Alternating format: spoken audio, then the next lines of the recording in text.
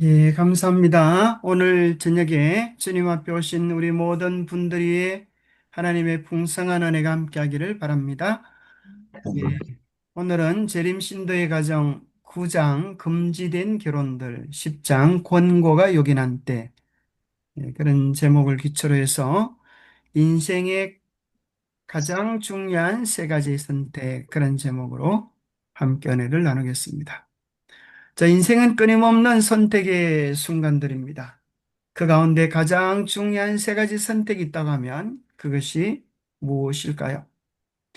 어떤 분은 이렇게 인생의 세 가지 중요한 선택을 정의했습니다. 첫 번째는 인생을 살면서 무엇을 하며 인생을 살 것인가? 두 번째는 무엇을 위하여 살 것인가? 세 번째는 누구랑 살 것인가? 첫 번째는 무엇을 하며 살 것인가? 아마도 직업에 대한 문제 같죠?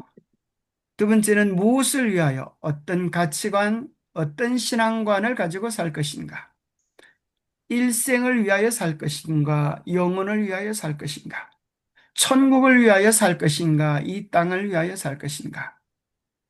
하는 질문이라고 한다면 제일 마지막에는 누구랑 살 것인가? 이것이 이제 가족을 이루는 것입니다. 오늘은 배우자 선택에 대한 내용들을 다루고 있는데요.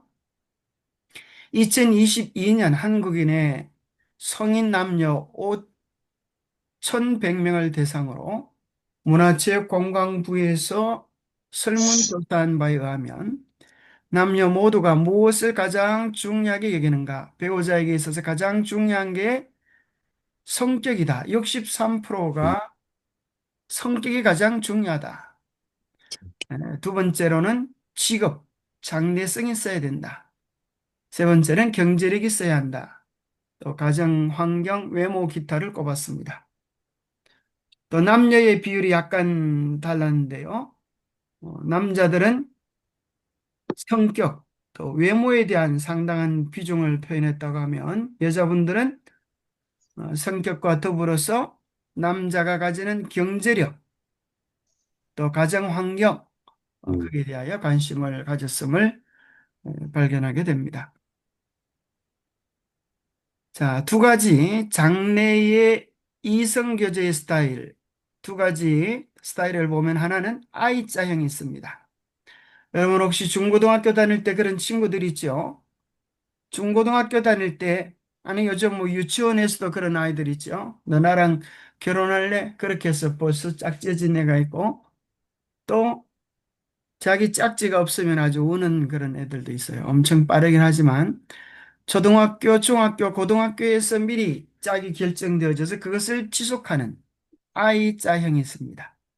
자, 이 I자형의 교재는 어떤 장점이 있을까요? 선택이 정해져 있으면 안정적이긴 하겠죠. 그러나 다양한 경험들이 없기 때문에 나중에 좀 서운한 마음이 있다 할지라도 어쩔 수 없이 받아들이고 수용해야 합니다. 그러나 바람직한 이성교제 스타일은 흔히 Y자형이라고 합니다. 깔때기형이라 그러죠. 처음에는 그렇게 친한 사이가 아닙니다. 보통 아는 사람, 보통 아는 관계.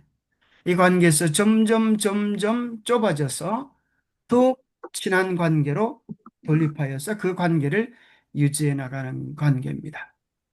다양한 예, 남녀 친구들과의 교제들 속에서 어떤 사람이 바람직한가에 대한 다양한 견해들을 가질 수 있기 때문에 흔히 Y자형을 추천하기도 합니다.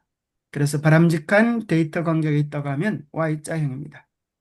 근데 실제 우리 청년들이 교회에 많이 쌓여 이런 풍성한 교제의 축복을 누릴 텐데, 교회들마다 좀 청년들이 적어서 아쉬운 면들도 있습니다.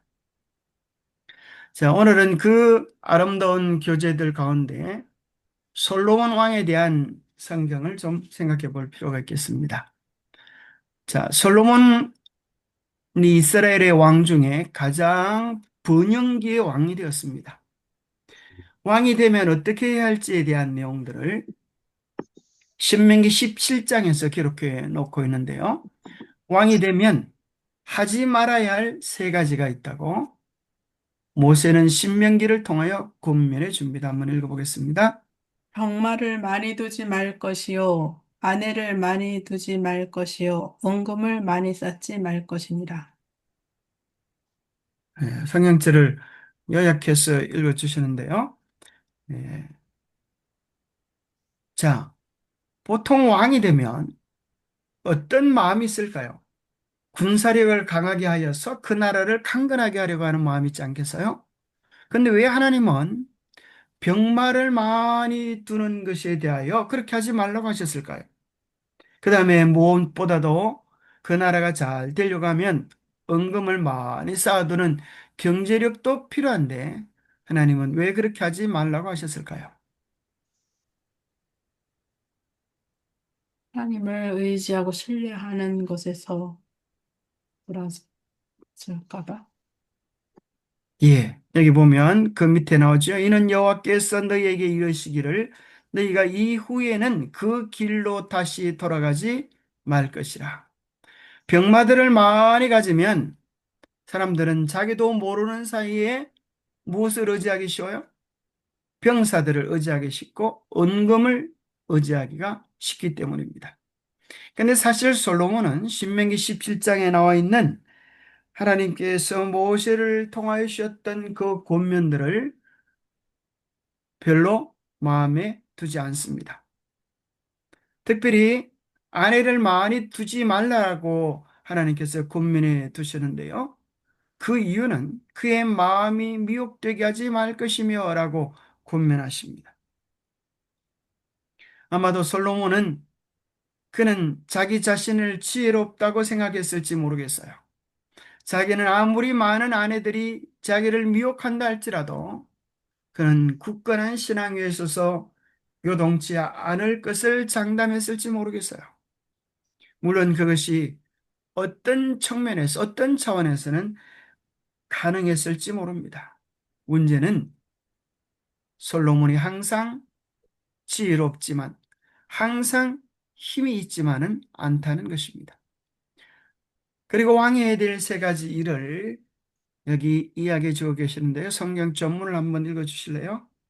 평생에 자기 옆에 두고 읽어 그의 하나님 여호와 경외하기를 배우며 이 율법의 모든 말과 이 규례를 지켜 행할 것이라. 그리하면 그의 마음이 그의 형제 위에 교만하지 아니하고 이 명령에서 떠나 좌로나 우로나 치우치지 아니하리니 이스라엘 중에서 그와 그의 자손이 왕위에 있는 날이 장구하리라.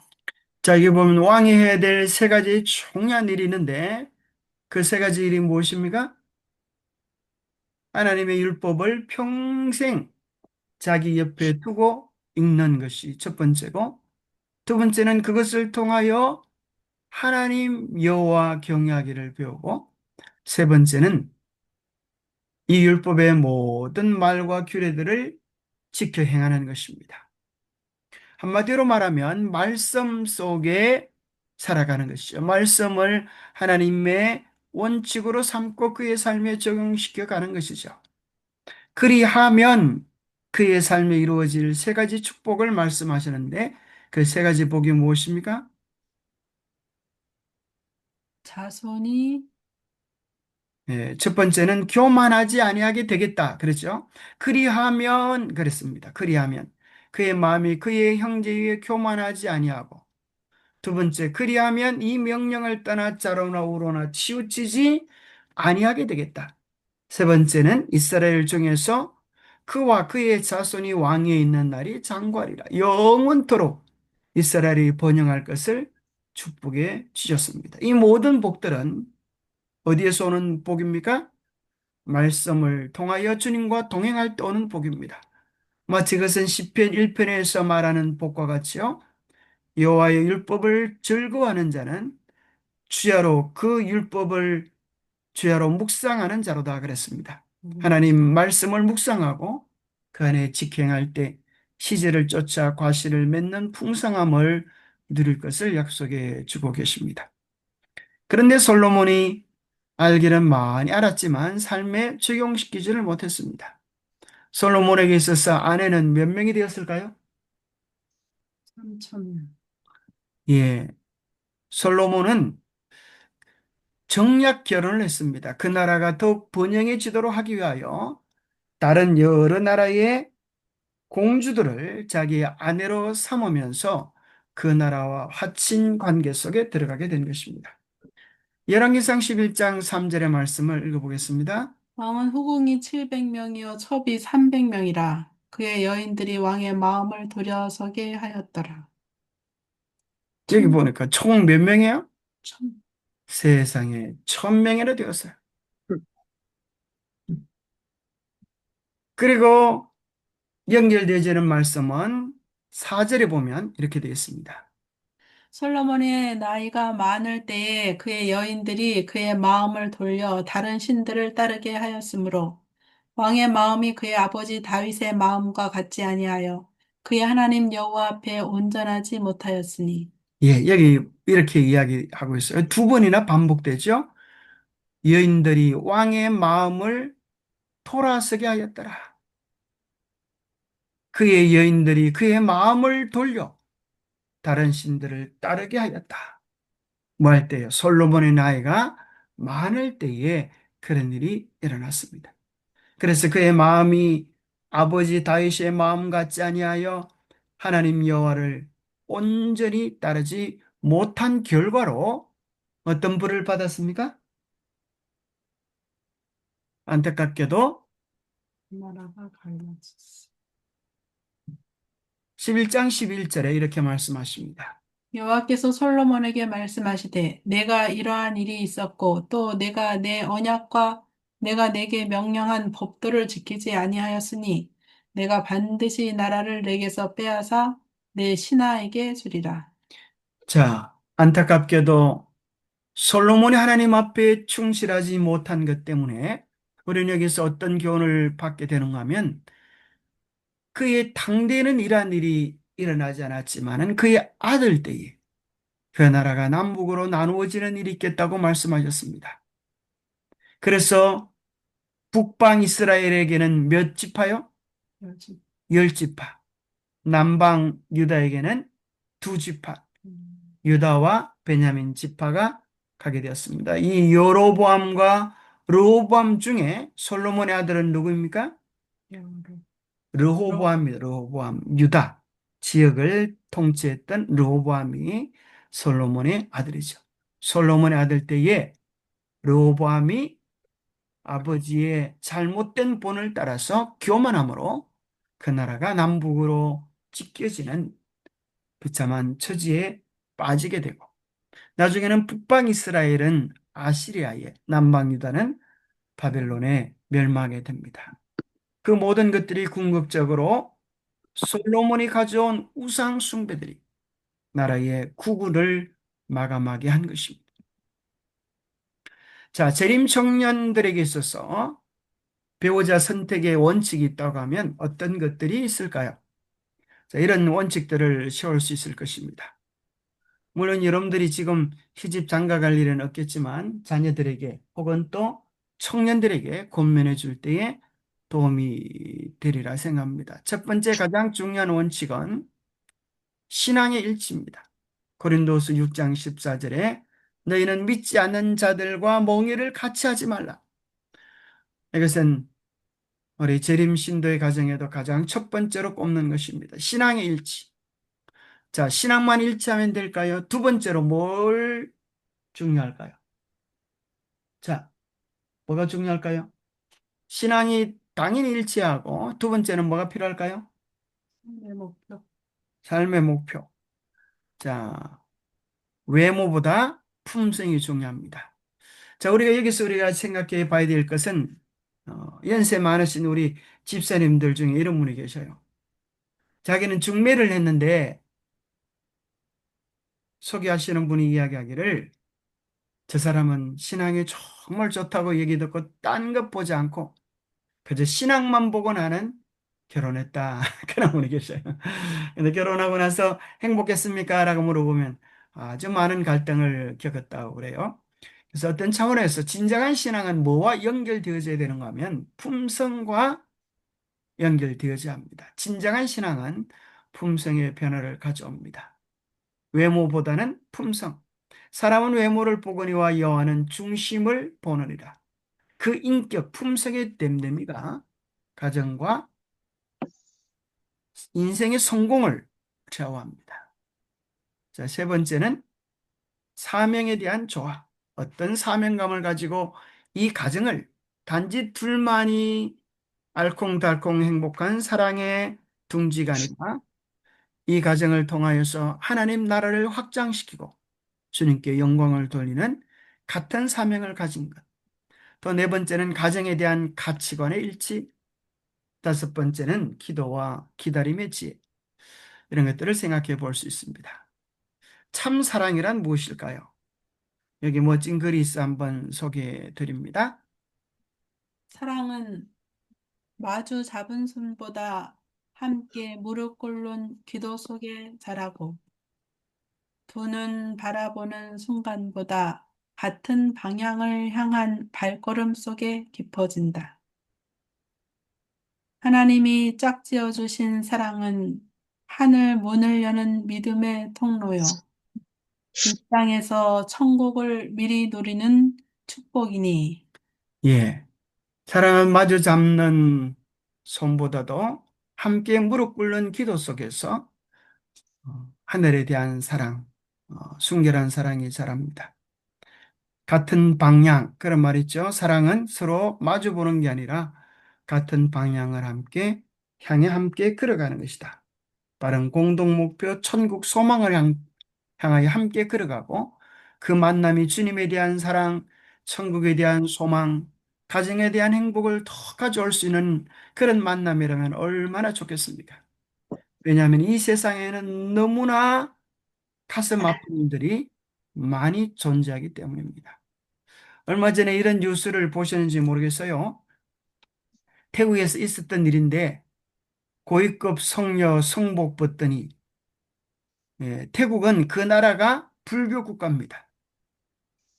그런데 뭐 얼마 전에 무슨 일이 일어나는가 하면 유명한 고성 9명이 한 여성과의 성 스캔들에 빠져가지고 그들의 성복을 벗게 되어지고 무려 스님들에게 뜯어먹은 돈이 165억이다. 엄청나죠? 3년에 걸쳐가지고 유명한 고성들 9명 이상을 꼬셨다는. 어떻게 3년 만에 이렇게 실력도 대단한 사람 같아요. 그리고 거기에 대한 영상들 무려 8만 개나 발각이 되었더라. 얼마나 고의적으로 그 스님들에게 접근했는가 하는 것들을 보게 되는 것 같아요. 마치 마귀가 그죠? 우리의 가정을 파괴하기 위하여 노리는 것 같이 오늘날 마귀는 여러 가지 방법으로 처음부터 목적을 가지고 이 스님들의 믿음이 얼마나 우스꽝스러운가 이것을 드러내려고 한 것입니다.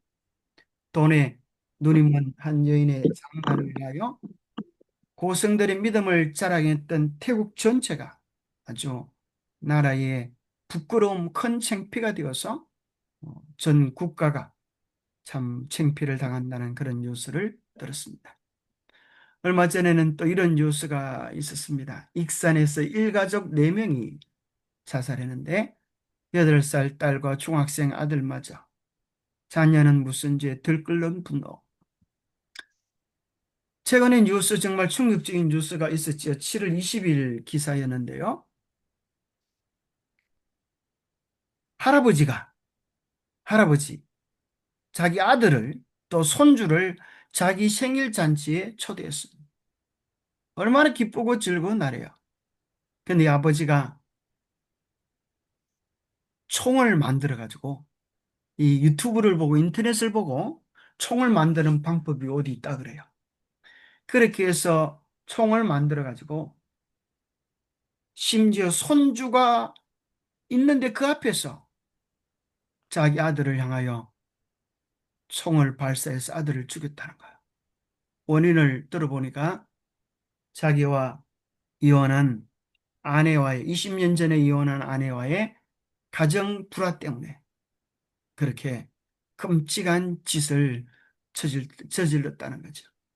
그래서 이러한 뉴스들은 우리에게 뭘 시사해 주는가 하면 가정은 참으로 행복할 수 있지만 반대로 우리가 잘 지켜가지 못할 때 이 세상에서 가장 끔찍한 재난의 장소가 될 수도 있다. 그러기에 우리가 꽃을 가꾸듯 우리의 가정을 위하여 얼마나 많은 정성과 애를 써야 할지를 시사해 줍니다. 한 번은 미국으로 유학 간 아들이 미국에서 결혼한다는 소식을 듣고 한국에 있는 아버지가 아들에게 전화를 했습니다. 아들아, 정말 축하한다. 이제 드디어 너의 사랑하는 배우자를 만나게 되었구나. 인생의 최고의 기쁨이 결혼 속에 있으니 너는 이제부터 행복하고 따뜻하고 안락한 삶을 살게 되었구나. 아들이 그 전화를 받고 너무나 감동을 받았습니다. 아버지, 저의 결혼을 이렇게 축복해 주시니 감사합니다. 그러다가 돌연 아버지가 이런 말을 하는 것입니다. 아들아, 곁에 있던 너의 어머니가 저리 갔구나. 이제 내가 실상을 이야기하마. 너는 당장 결혼하려고 하는 그 생각을 취소해라. 여자들은 얼마나 무서운 사람들인지 모른다. 까딱 잘못하면 너는 이제 숨도 못 쉬는 지옥 구덩이 속으로 들어갈지 모른다. 다시 한번 심각하게 생각해봐라. 그렇게 얘기했다는 이야기를 들은 적이 있습니다. 우리의 가정이 천국일 수도 있고 지옥일 수도 있습니다. 무엇으로 시작하는가? 모든 것들이 우리의 만남에서. 그래서 가정은 정말 심사숙고해서 이루어야 하는 것입니다.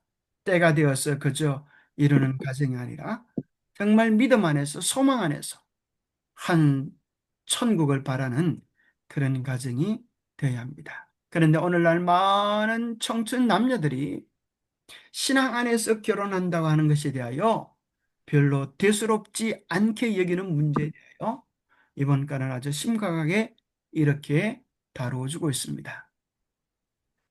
그리스도인과 불신자와의 결혼에 대한 하나님의 말씀과 교훈에 대한 아주 놀랄 만한 냉담함. 냉담함이 기독교계에 있다. 하나님을 사랑하고 경외하노라고 공언하는 많은 사람이 무한한 지혜가 있으신 하나님의 권면보다도 자신의 마음의 경향을 따르기로 선택한다. 이생과 내세를 위하여 두 편의 행복과 안녕에 중대한 관련이 있는 문제에 있어서 이성과 판단과 경건한 마음을 젖혀놓고 맹목적인 충동과 고집스런 결심과 같은 것이 이를 조정하게 한다. 다른 일에는 민감하고 양심적인 남녀들이 이 일에는 충고에 귀를 막고 친구들과 친척들 그리고 하나님의 종들의 호소와 탄원에 귀머거리가 된다.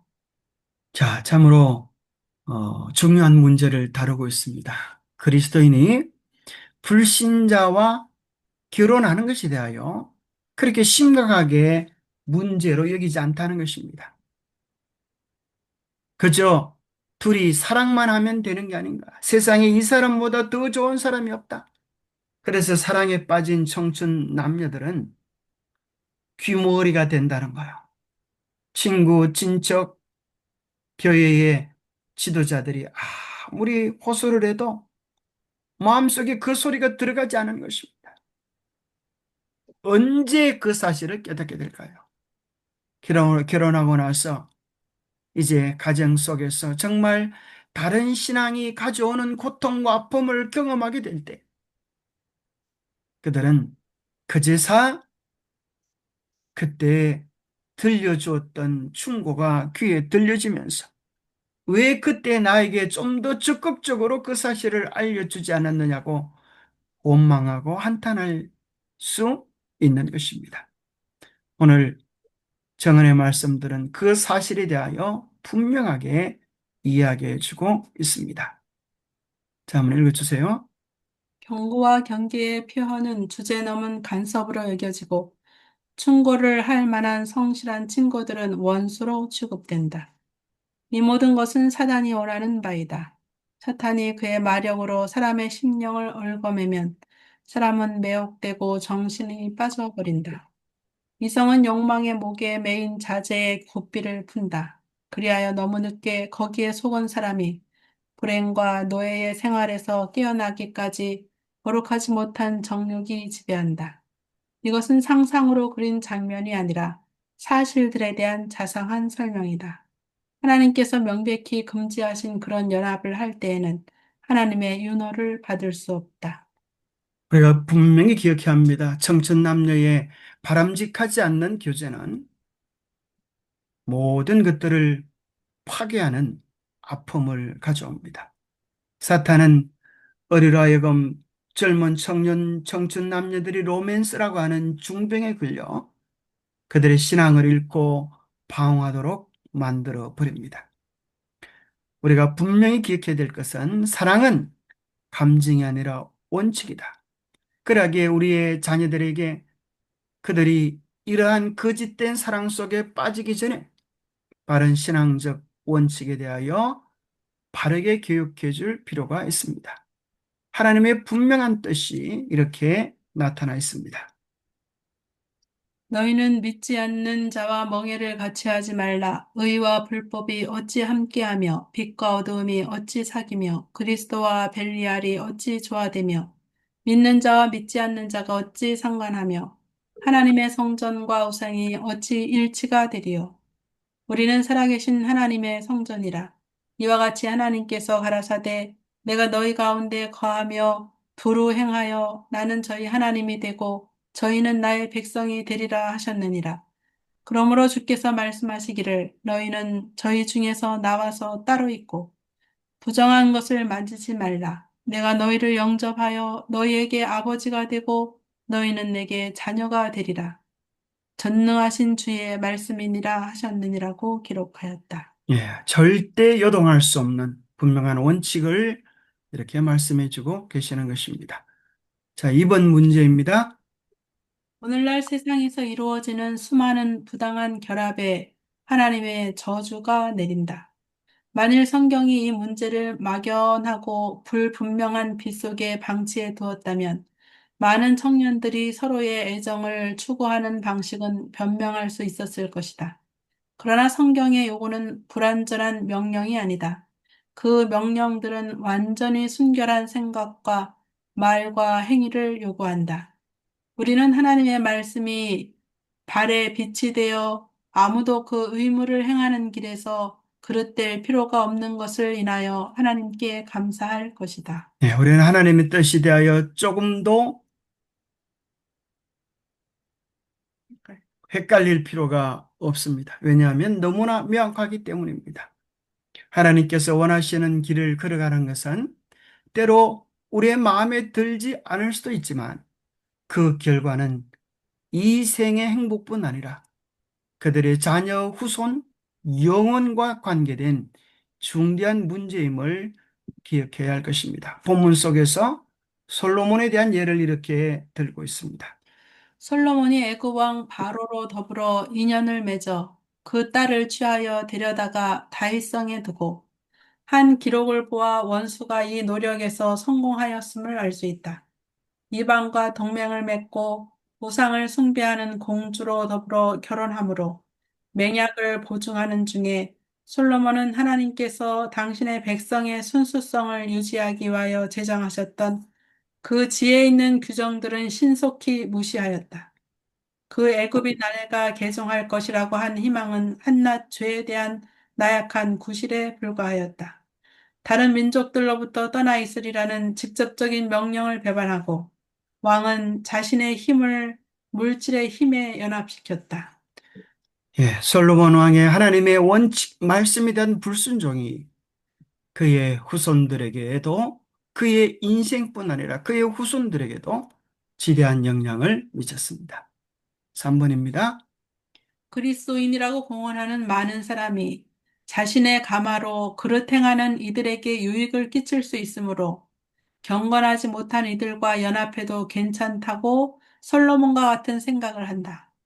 그러나 그들 자신이 올무에 걸려 힘이 다 빠져 그들의 거룩한 믿음을 양보하고 원칙을 희생하며 그들 자신을 하나님께로부터 떠나게 하는 일이 너무도 흔하다. 잘못된 한 발걸음은 또 다른 발걸음을 내딛게 하여 필경에는 그들을 맨 사슬을 끊을 희망도 없는 지경에까지 나아간다. 예, 그리스도인이라고 공언하는 사람들이 내가 잘하면 되지 뭐. 내가 열심히 기도하면 저 사람을 신앙 안으로 이끌 수 있을 거야 라고 솔로몬 같은 생각을 하지만 그것이 결과적으로 끊을 수 없는 사슬 속에 자신을 빠지게 하는 것입니다. 때때로 그 불신자는 종교의 호의를 가졌고, 다만 한 가지 그가 그리스도인이 아니라는 것밖에는 모두가 다 반려자로서 만족할 만한 남자라는 구실을 말한다. 비록 불신자와 일생을 위한 연합을 하는 것이 부적당하다는 신자의 더 좋은 판단이 죄된다 할지라도 10건 중에 9건은 자신의 경향대로 한다. 결혼 서약이 이루어지는 순간 영적 타락은 시작되고 종교에 대한 호의는 둔하여지며 신앙의 요새들은 계속하여 하나씩 파괴되어 두 사람이 나란히 사단의 검은 깃발 아래 서게 되는 데까지 나아가게 된다. 결혼 잔치에 있어서까지라도 세속적 정신은 양심과 신앙과 진리를 누른다. 새 가정에서 기도 시간은 존중되지 않는다. 신랑과 신부는 서로를 선택하였으나 예수는 버렸다. 자, 불신자와 일생을 연합하는 것이 나중에 신앙을 유지할 수 있는 것의 가능성이 10건 중에 몇 건이라 그래요? 한 건도 안 돼. 한 건도 제대로 되지 않는다는 것. 그래서 죄의 감화가 얼마나 강하게 영향을 미치는지. 결혼하기 전에는 말을 넉넉하게 합니다. 얼마든지 그렇게 해주겠다고 이야기하지만 결혼하고 나면 그들은 얼굴을 돌릴 것입니다. 왜냐하면 그들의 목적이 이루어졌다고 생각하기 때문입니다.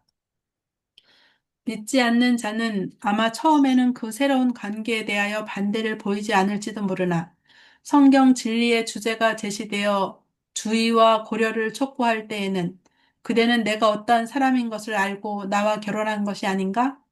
나는 나의 권리를 침해받고 싶지 않다. 이제부터는 그대의 특이한 견해에 대해 이야기는 그만두기로 하자라는 감정이 일시에 일어난다. 만일 신자가 자신의 신앙에 대해 어떤 특별한 열성을 나타내 보이는 경우에 그리스도인 경험에 대하여 관심이 없는 사람에게는 불친절한 듯이 보여질 것이다. 자, 참 희한한 것은 우리가 종종 이런 사람을 보는 것입니다. 그렇게 친절하고 매너 있는데 신앙에 대해서만큼은 아주 엄청난 반감을 가지는 사람들이 있습니다. 왜 그럴까요? 그것은 영적인 문제이기 때문에 그렇습니다. 그래서 우리는 이 일을 바른 원칙에 두는 것이 얼마나 중요한 것임을 또 기억하고 기억해야 할 것입니다. 그래서 여기 보면 변화는 믿는 자에게서 생긴다. 마음을 바꾸고 돌이키는 일은 안 믿는 사람이 변화되는 일이 아니라 믿는 사람들이 자신의 신앙을 포기하기가 훨씬 더 쉽다고 하는 것입니다. 처음에는 이런 일을 함에 있어 크게 싫은 기분이 들지만 진리에 대한 관심은 점차 적어지고 드디어 믿음은 의심과 불신으로 바꿔진다. 굳세고 양심적인 신자요 헌신한 그리스도의 제자가 지금처럼 의심하고 마음에 흔들리는 사람이 될 줄은 아무도 생각지 못하였을 것이다. 그 변화는 지혜롭지 못한 결혼으로 인하여 생긴 것이다. 우리 재림교회 안에 이런 속담이 있습니다. 남자의 신앙은 군대 가보면 알 수 있고, 여자의 신앙은 시집을 가보면 알 수 있다. 그렇습니다. 우리가 아무도 자기를 도와줄 수 없는 그 영역 속에서 자기의 신앙을 굳건히 지켜가듯이 우리의 가정도 먼저 믿음의 기초 안에 굳건히 있어서 우리의 가정 혼자서 지키기가 너무나 힘든 이 믿음을 든든한 믿음의 배우자, 반려자를 가져도 지키기 힘든 이러한 시대에 우리가 바른 신앙으로, 바른 가정으로 가정을 시작한다고 하는 것은 너무나 중대한 일입니다. 여기 이런 소제목이 붙였습니다. 하늘의 기쁨을 그는 모험을 하지 말라. 하늘의 기쁨을 걸고 지금 도박하지 말라고 하는 것입니다. 두 사람이 합의하지 못하고야 어찌 동행하겠으며 너희 중에 두 사람이 땅에서 합심하여 무엇이든지 구하면 하늘에 계신 내 아버지께서 저희를 위하여 이루게 하시리라. 그러나 다음의 광경은 얼마나 이상할까? 그처럼 밀접하게 연합한 이들 중에 하나는 신앙 가운데 있는데 다른 하나는 냉담하고 무관심하다면 하나는 영원한 생명을 찾고 있는데 다른 하나는 죽음으로 가는 넓은 길을 가고 있다면 말이다. 허다한 사람들이 아직 교회에 들어오지 않은 이들로 더불어 결혼함으로 그리스도와 하늘을 희생시켰다. 예, 하늘을 잃어버리는 것은 이 생 행복뿐 아니라 영원한 행복을 잃어버리는 것입니다. 4번입니다. 그대가 믿지 않는 자와 결혼하는 것은 그대 자신을 사탄의 땅에 두는 일이다. 그대는 하나님의 성령을 아주 슬프게 하고 그의 보호를 잃어버린다. 그대는 영생을 위하여 싸우는 싸움에서 그런 무서운 장애물을 가질 여유가 있겠는가? 그대는 스스로 믿지 않는 남편이 나의 생각을 예수님에게서 떠나게 하지 않을까?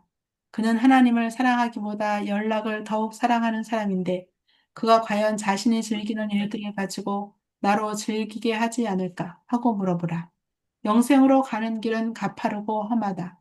그대의 진보를 늦추게 할 가회의 짐을 지지 말라.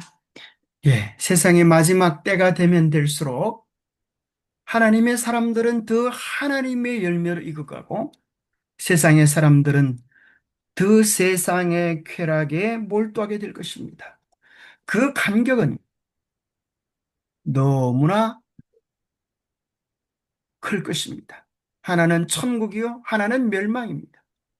마치 태백산막에 내리는 빗방울이 처음에는 같이 내리지만 그 작은 차이로 하나는 서에 이르고 하나는 동에 이르듯이 그 결말은 전혀 다른 것이라고 하는 사실을 우리가 기억해야 할 필요가 있습니다. 자, 그리스도인들은 어떻게 그들의 신앙을 고백해야 할까요? 이렇게 이야기해 주고 있습니다. 종교적 원칙의 정당함을 시험하는 괴로운 처지에 놓이게 될 때 그리스도인은 어떻게 하여야 할까? 그는 확고한 태도로 나는 양심적인 그리스도인이다. 나는 주일 중 제7일을 성경상의 안식일로 믿는다. 우리의 신앙과 원칙들은 서로 반대 방향으로 인도한다. 우리는 함께 행복할 수가 없다. 왜냐하면 만일 내가 하나님의 뜻에 대한 더욱 완전한 지식을 얻기 위하여 계속하여 나아간다면 나는 점점 더 세상과는 같지 않을 것이요. 그리스도의 형상에 더욱 동화될 것이기 때문이다. 만일 그대가 계속하여 그리스도의 아름다움을 보지 아니하고 진리에 대하여 매력을 느끼지 않는다면 그대는 내가 사랑할 수 없는 세상을 사랑할 것이요. 나는 그대가 사랑할 수 없는 하나님께 속한 사물들을 사랑해야 할 것이다. 영적 사물들은 영적으로 분별된다. 영적 식별력이 없이는 그대는 내게 대한 하나님의 요구들을 깨달을 수 없을 것이요. 또한 내가 섬기는 주님께 대한 나의 책임을 깨달을 수도 없을 것이다. 그러므로 그대는 종교상의 의무로 인하여 내가 그대를 등한히 한다고 느끼게 될 것이다. 그대는 행복하지 못할 것이요. 그대는 내가 하나님께 드리는 애정 때문에 질투할 것이요. 나는 나의 종교적 신념에 있어서 혼자가 되어야 할 것이다. 그대의 견해들이 변하고 그대의 마음이 하나님의 요구에 응답하며 그대가 나의 구주를 사랑하기를 배우게 되면 우리의 관계도 새로워질 수 있을 것이다. 라고 말해야 한다. 예, 참으로 얼마나 그 차이가 멀고 참으로 요원할까요? 우리가 바른 믿음에서 시작하는 것, 첫 출발이 중요합니다. 5번입니다. 완전한 혼인은 그리스도 안에서만 가능하다. 인간의 사랑, 그 가장 긴밀한 결합은 하나님의 사랑 안에서 이루어져야 한다. 그리스도께서 지배하시는 곳에만 깊고 참된 무아의 애정이 있을 수 있다. 예, 우리 모두는 다 이기적이고 죗된 본성을 가지고 있습니다. 끊임없이 그리스도의 사랑을 공급받지 않으면 우리는 참된 사랑의 연속 참된 사랑의 실천에 결핍을 가져올 것입니다. 마치 가나의 혼인잔치에 포도즙이 떨어졌던 것처럼 우리의 가정의 결핍이 무엇이든지 함께 그리스도께 나아가게 될 때 우리는 그리스도로부터 오는 풍성함을 경험하게 될 수 있을 것입니다. 6번입니다. 결혼은 하나님께서 제정하신 거룩한 의식이므로 결코 이기적인 정신으로 행하면 안 된다. 이 단계에 나아가려고 하는 자들은 엄숙하고 기도하는 마음으로 결혼의 중요성에 대하여 깊이 생각해야 하며 그들이 과연 하나님의 뜻에 일치하는 길을 따라가고 있는지의 여부를 알 수 있도록 하나님의 권고를 구해야 한다. 이 점에 대하여 주신 성경의 교훈을 주의 깊이 생각해야 한다.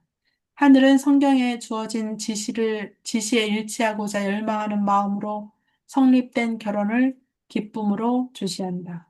예, 결혼은 하늘이 정한 법칙입니다. 그래서 우리가 하늘의 원칙을 따라갈 때 우리의 결혼은 우리에게 행복을 안겨줄 수 있을 것입니다. 7번 문제입니다. 만일 남녀들이 결혼을 생각하기 전에 하루에 2번씩 기도하는 습관을 가지고 있었다면 결혼을 앞둔 단계에 있어서는 하루에 4번씩 기도하여야 한다. 결혼은 이 세상과 내세에 있어서 그대들의 생애에 가마를 끼치고 영향을 주는 어떤 것이다. 우리 시대 대다수의 결혼하는 방법은 말세의 여러 징조 중 하나이다. 남녀는 고집이 세고 목이 곧아서 하나님을 도외시한다. 종교는 마치 엄숙하고도 중요한 문제에 참여할 자격이 없는 것처럼 무시당한다. 이 세상이 마지막 때가 되면 될수록 하나님은 무시를 당하고 가정도 외면당하게 될 것입니다. 사탄은 어떻게 해서든 가장 소중한 가정제도와 그리스도와의 관계를 깨뜨리려고 애를 쓸 것이기 때문입니다. 만일 침착한 이성과 냉정한 판단으로 숙고해야 할 문제가 있다면 그것은 결혼 문제이다. 성경이 상담력으로 필요한 때가 있다면 그것은 사람들을 평생 동안 함께 매는 단계에 나아가기 전이다. 그러나 이 문제에 있어서 일반적인 경향은 감정이 지배하므로 너무 흔히 사랑에 병든 감상주의가 키를 잡고 파멸로 인도한다. 청년들은 어떤 다른 문제에서보다도 바로 이 점에서 그들의 예지를 덜 보여준다. 그들이 함께 의논하기를 거부하는 점이 바로 이 점이다. 그들은 그들 자신을 하나님께 복종시키지 않는다. 그들의 감각들은 속박되고 그들은 마치 그들의 계획이 누구에게 간섭을 받을까 두려워하듯이 비밀리에 진행한다. 예, 그리스도인 청년들은 가장 심사숙고해야 될 문제가 있다고 하면 이 결혼 문제이고 그것은 비밀리에 이루어질 것이 아니라 부모들의 허락 속에서 정정당당하게 떳떳하게 이루어져야 할 것입니다. 그들이 권고를 막을 때 어떤 어려움을 당할 수 있을까요? 응? 두 사람이 친숙해지면 그들은 서로에게 열중하여 주의력을 온통 그것에 빼앗기게 된다. 이성은 어두워지고 판단력은 전도된다. 그들은 어떤 충고나 지시에도 복종하지 않을 것이요. 결과와 여하를 막론하고 그들 자신이 택한 길을 고집할 것이다. 어떤 전염병이나 유행병처럼 그들을 사로잡고 있는 들뜬 마음만이 만연하고 있다. 그러므로 그것을 막을 것은 아무것도 없는 듯이 보인다. 혹시 그들 주위에 관련된 당사자들이 결혼으로 연합된다면 평생을 두고 불행한 결과만을 가져올 뿐임을 깨닫는 이가 있을지라도 그들에게 주는 탄원과 충고는 헛일이 된다. 경우에 따라서는 하나님께서 당신께 봉사할 때 축복하고자 하신 사람의 유용성이 그런 연합 때문에 무능하게 되고 소멸될 것이다. 그러나 호소와 설득에 유의하지 않는다. 경험 있는 남녀가 할 수 있는 모든 말도 아무 효력이 없다. 8번입니다. 결혼 때문에 그처럼 많은 불행이 생김에도 불구하고 어찌하여 청년들은 슬기롭지 못할까? 어찌하여 그들은 연장자와 경험이 더 많은 이들의 충고를 줄곧 쓸데없다고 생각하는 것일까? 후손들과 내세에 영향을 끼치는 결혼 관계에 들어갈 때는 얼마나 더 큰 조심을 해야 하겠는가? 그러나 이렇게 하는 대신에 희롱과 경박, 충동과 욕정, 그리고 맹목적이며 신중하지 못한 가운데 결혼 관계에 들어가는 일이 흔히 있다. 이에 대한 유일한 해석은 사탄이 세상의 불행과 타락을 보기 좋아해서 영혼들이 거기 걸리도록 이 같은 그물을 고안해내기 때문이라는 것이다. 부모들의 조언을 듣는 것이 얼마나 중요한 것인지를 이야기합니다. 자, 9번 문제입니다. 부모는 청년들의 애정 문제를 잘 지도하여 그들로 적당한 배우자와 짝을 짓도록 하는 것이 그들에게 부과된 의무임을 기억해야 한다. 그들은 하나님의 은혜의 도우심을 받아 그들 자신들의 가르침과 모본으로 자녀들을 가장 어린 시절부터 순결하고 고상하며 선하고 참된 것에 관심을 두도록 꼴짓는 일을 하나의 의무로 생각해야 한다. 끼리끼리 좋아하고 끼리끼리 이해한다. 어려서부터 진리, 순결, 그리고 선량한 것을 사랑하는 마음을 심어주자. 그리하면 청년들은 이런 특성들을 가진 사람들의 사회를 찾아 구할 것이다. 예, 부모들에게 배우자의 짝을 찾도록 그들을 도와주는 일이 부과된 중대한 의무입니다. 그래서 부모들은 자녀들의 신앙 안에서의 결혼을 위하여 간절히 기도할 뿐 아니라 그들에게 정말 신앙적인 짝이 생겨져서 그들이 믿음 안에 굳건히 설 수 있도록 조언하고 돕고 협력하는 일을 잘 감당해야 할 것입니다. 마지막 10분입니다. 부모는 자녀의 장래의 행복에 대한 자신들의 책임을 결코 잊어서는 안 된다. 이삭이 아버지의 판단에 복종한 것은 그가 순종의 생애를 좋아하도록 배운 훈련의 결과였다.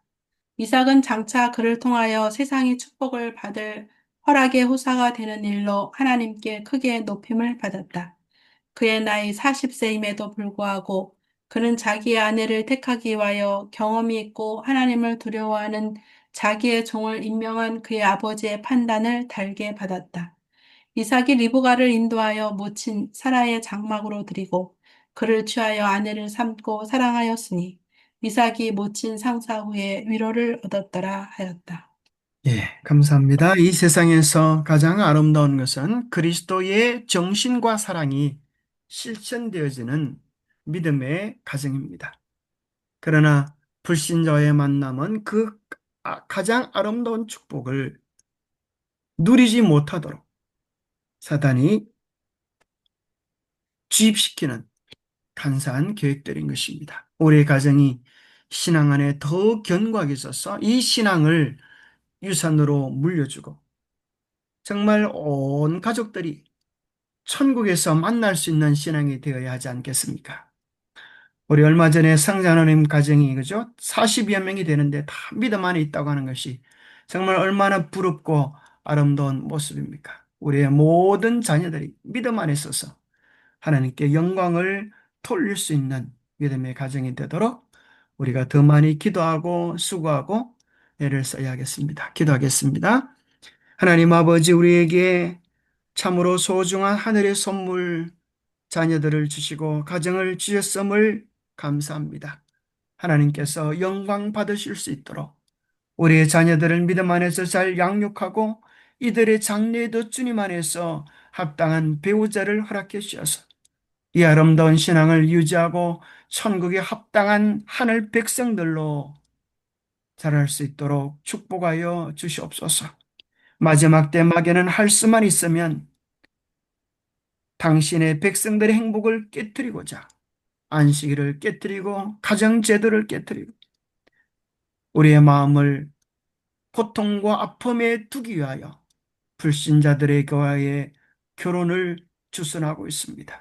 하나님, 우리의 마음의 원칙을 견고하게 지킴으로 말미암아 하늘의 풍성한 사랑을 누리게 하시고 때로 이 세상에 인간이 줄 수 없는 하늘의 풍성한 은혜들을 주님과의 깊은 교제 속에서 누려가는 우리의 삶이 되도록 축복하여 주시옵소서.